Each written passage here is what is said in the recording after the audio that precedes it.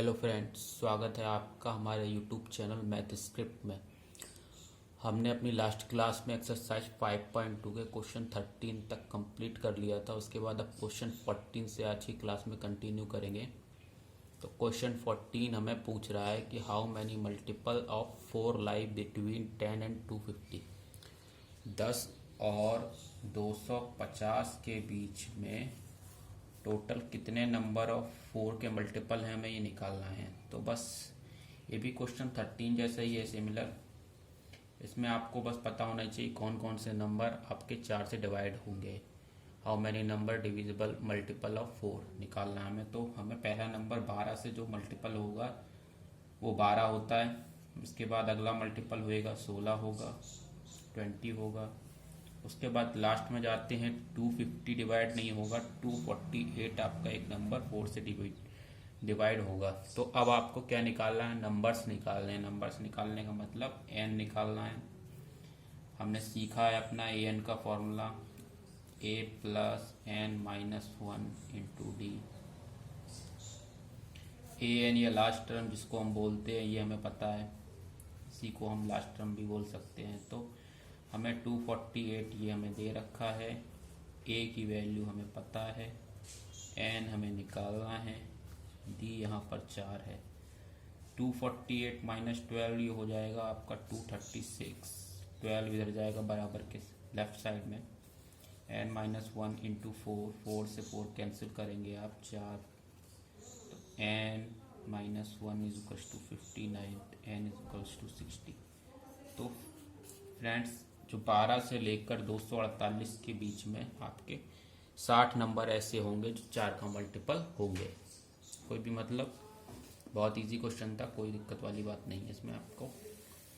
उसके बाद question number 15 देख लेते हैं क्या कह रहा है। For what value of n are the nth term of 2 APs 63, 65, 67 and 3, 10 and 17 are equal। तो हमारे पास 2 AP दे रखी हैं क्वेश्चंस में। क्या कह रहा है, 63, 55, 67। एक AP आपके पास ये है, दूसरी AP आपके पास 3, 10, 17 ये है। बोल रहा है for what value of n these 2 APs are equal. तो आप इन दोनों एपीज के nth टर्म को इक्वल करके रख देंगे। जो n की वैल्यू आएगी वही आपका आंसर होगा। लाइक मैं पहली एपी के लिए ए एन अगर लिखता हूँ, ए एन का मेरे को फॉर्मूला पता ही है, a plus n minus 1 into d. A n मुझे निकालना है, तो ए एन का फॉर्मूला पहले इसके एपी के लिए लगाएंगे। ए की वैल्यू आपको 63 दे रखी है, एन माइनस 1 गुणा डी। 65 में से 53, 65 में से 63 सब्ट्रैक्ट करके लिखेंगे तो 2, 63 प्लस एन माइनस 1 इंटू 2। आप इक्वेशन नंबर 1 लिख सकते हैं। इसके बाद सिमिलरली दूसरी एपी के लिए भी आप ए एन लिखेंगे। सिमिलर दूसरी एपी के लिए ए एन लिखेंगे सेम तरीके से, A N minus 1 into d. ए की वैल्यू दूसरे वाली एपी में 3 होती है, एन माइनस 1। 10 में से 3 घटाएंगे तो आपका 7 आएगा। यहाँ पर इक्वेशन नंबर 2।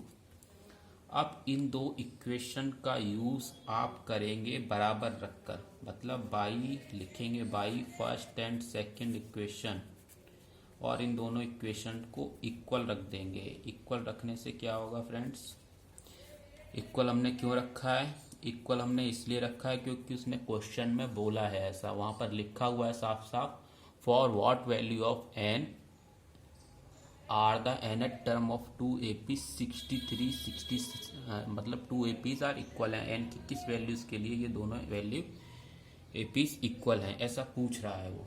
तो फ्रेंड्स, अब कोई दिक्कत वाली बात नहीं है। आप 63 को इधर ले जाएंगे, 60 हो जाएगा। यहाँ पर ये 2n हो गया, ये माइनस 2 हो गया। यहाँ पर ये 7n हो गया, ये माइनस 7 हो गया। उसके बाद 62, 7 इनको कंप्लीट करने के बाद आपको मिलेगा यहाँ पर 65 बराबर 5n। n की वैल्यू आपको 65 जाएगा 13 बार, n की वैल्यू आपके पास 13 आ जाएगी।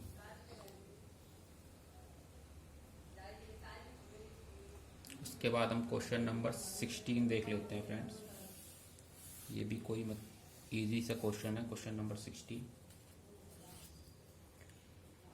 क्वेश्चन नंबर 16 कह रहा है determine the whose third term is 16 and seven term exceed fifth by 12। Determine the AP, आपको इसमें एपी निकालनी है, ऐसी एपी निकालनी है जो कह रहा है third term A3 is 16 and the seventh term is exceeds the fifth term by 12। जो उसका A7 है वो उसके A5 से 12 ज़्यादा है। आपको जो क्वेश्चन में बोला हुआ है बिल्कुल भी इधर उधर नहीं जाते हुए जो उसने बोला वही मैंने यहाँ पर लिख लिया है। वो कह रहा है कि तीसरा टर्म 16 दे रखा है, मैंने लिख लिया a third is 16 and A7 is greater than A5 by 12।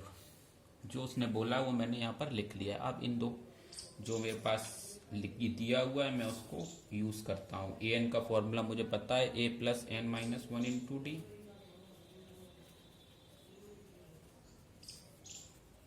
A3 की बात कर रहा है, मैंने n की वैल्यू 3 डाल दी यहाँ,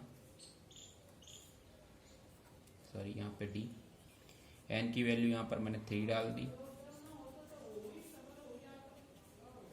a प्लस 2d A3 जिसकी वैल्यू यहाँ पर गिवन है 16, इसको मैंने इक्वेशन 1 मान लिया।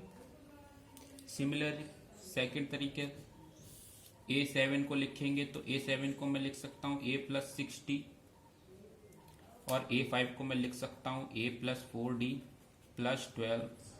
a से आपका ये कैंसिल हो जाएगा, 2d बराबर 12, d की वैल्यू आपकी 6, d की वैल्यू 6 आ गई। इस d की वैल्यू को इस इक्वेशन नंबर में 1 में पुट करेंगे by putting in equation 1। In equation 1 में पुट करने के बाद आप यहाँ से a की वैल्यू निकाल सकते हैं। a प्लस 2d बराबर 16 है इक्वेशन, और आपने इसमें d की वैल्यू रख दी 16 माइनस 2d।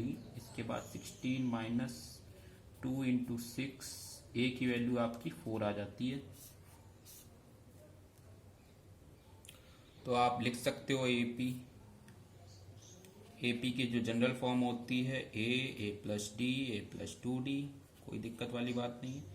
4 में 6 आप जोड़ोगे 16, उसके बाद फिर 6 जोड़ोगे, सॉरी 10 में फिर 6 जोड़ोगे 16, ऐसे करते करते एपी आप लिख सकते हो, कोई मतलब बहुत इजी क्वेश्चन था ये भी फ्रेंड्स।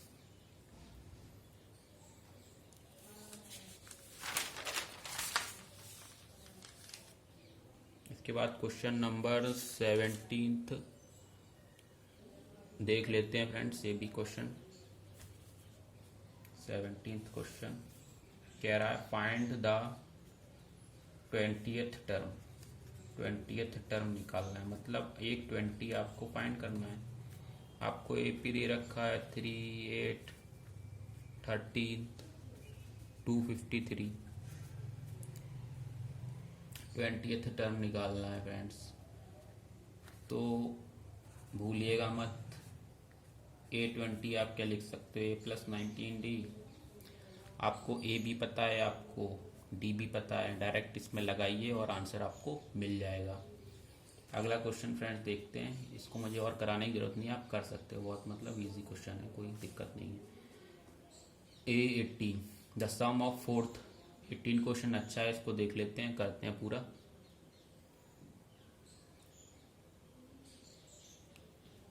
एटीन्थ क्वेश्चन कह रहा है find the sum of fourth and eighth term of AP. The sum of fourth and eighth term of an AP is 24। तो जैसा जैसा क्वेश्चन बोल रहा है वैसा वैसा हमको लिखते जाना है, वही डाटा में नोट कर लेना है। वो बोल रहा है कि A4 और A8 टर्म का जो सम है वो 24 है, मैंने लिख लिया। A4 और A8 का सम 24 है। जो भी क्वेश्चन में ऑब्जर्वेशन आपको मिले उसको आपको कॉपी में नोट कर लेना है सबसे पहले। And the sum of 6th and 10th term is 44। और जो दूसरी बात बोलता है वो बोल रहा है A6 प्लस A10 जो दे रखा है वो 44 दे रखा है। इन दोनों को सॉल्व करते हुए मुझे अब क्या करना है, मुझे ए और डी की वैल्यू निकालनी है और एपी लिख देनी है। तो इस साइड में आप A4 को क्या लिख सकते हो, A+3D और इसको A+7D बराबर 24, 2A+10D बराबर 24, A+D बराबर 12, इक्वेशन नंबर 1। आप इधर लिख सकते हो A+5D, A+9D बराबर 44, 2A+14D बराबर 44 एंड A+D बराबर 20, A+7D बराबर 22। सेकेंड, अब क्या करना है फ्रेंड्स, इन दोनों इक्वेशन को सॉल्व करना है। यहाँ पर सर मैं गलती से लिख गया हूँ, 5 आएगा। अब by first and second equation, by first and second equation, इन दोनों इक्वेशन को हम सॉल्व कर लेंगे, आपस में सब्ट्रैक्ट कर लेते हैं। सब्ट्रैक्ट करेंगे तो फ्रेंड्स आपके पास वैल्यू आ जाएगी अब -2D, यहाँ -10, D की वैल्यू आपके पास आ जाती है 5, और इस 5 को आप किसी भी इक्वेशन में पुट करके A की वैल्यू निकाल सकते हैं। 12 - 5D, 12 - 5 गुणा 5, 12 में से 25 गया तो आपके पास बचता है यहाँ पर 13। A की वैल्यू आ जाती है -13। अब आपके पास A भी आ गया है, आपके पास D भी आ गया, आप AP लिख सकते हो -13, -8, -3, ऐसे करते करते AP आप लिख सकते हो। तो आपका 18 क्वेश्चन भी कंप्लीट होता है फ्रेंड्स। इसके बाद 19th और 20th क्वेश्चन बिल्कुल भी मतलब लेवल नहीं है उनका कोई भी, तो मैं आपको सिर्फ उनको बता देता हूँ और आपको करना है उन क्वेश्चंस को खुद से। उसमें लिखा हुआ है 19th क्वेश्चन में, शुभा राव स्टार्टेड वर्क,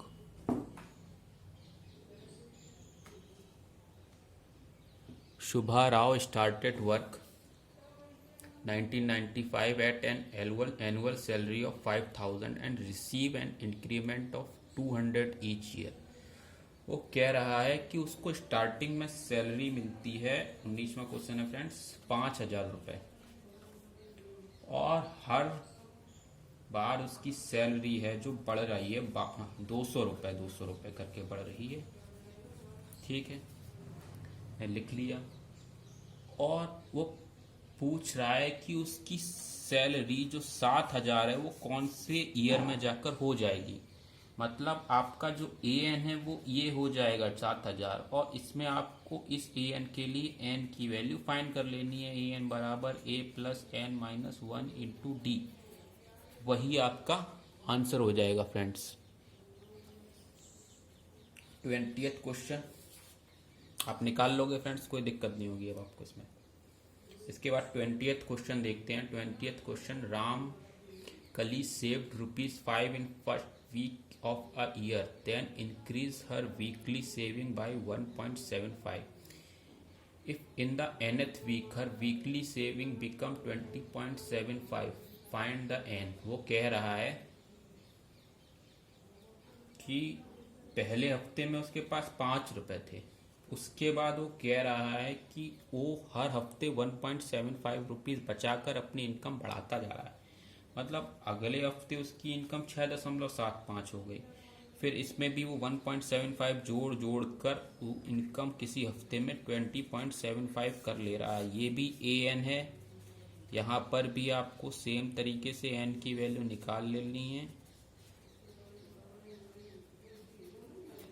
तो फ्रेंड्स हमारी ये एक्सरसाइज नंबर 5.2 हम कंप्लीट कर चुके हैं। अब इसमें कोई भी दिक्कत होती तो आप मेरे को कमेंट करके बता सकते हो, मैं पूरी कोशिश करूँगा आपकी हेल्प करने की।